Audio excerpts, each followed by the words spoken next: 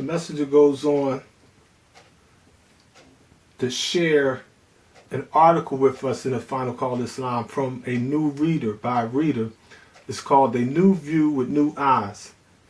And here is a believer of the teachings of the Honorable Elijah Muhammad. He or she has no position, no post, but in 1934, this is what they was writing about. Quote, when the original man here in America has the veil of ignorance removed from his eyes, he sees everything in a different light. For the first time, he sees himself, the cream of the universe, the God and sole owner of the planet Earth. He sees that he is not the scum of the earth as the devil would have him believe. He likewise sees that practically everything he once did was not quite right. He is amazed at his former conduct, but the thing that puzzles him most is the reason why and how he could love the devil. So here, obviously it must be a male, you know what I mean, because he uses the masculine term.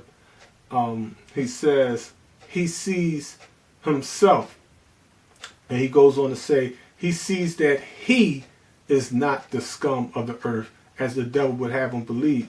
But what's important here in 1934, this FOI that has no title, no position, he's not a minister or whatever, he says, quote, when the original man here in America has the veil of ignorance removed from his eyes, he sees everything in a different light. For the first time, he sees himself, the cream of the universe, the God and sole owner of the planet Earth. So here the messenger shows in this article that a believer in 1934, according to his interpretation and understanding of Islam, he believed that he himself, the believer, saw himself, not just Master Muhammad the messenger, but he saw himself as, quote, the God and sole owner of the planet Earth. Now, it always intrigued me that how could we get mixed up with that or get spooked out on that when the lessons from the 1930s teach us that the original man is the Aztec black man and making the owner of the cream of the planet Earth, God of the universe.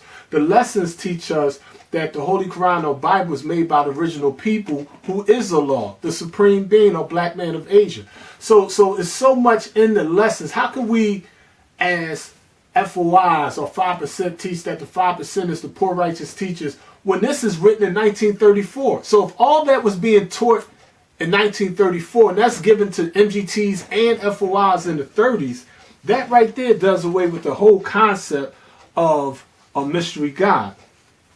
The editor wrote an editorial that goes on to say, and I like to quote,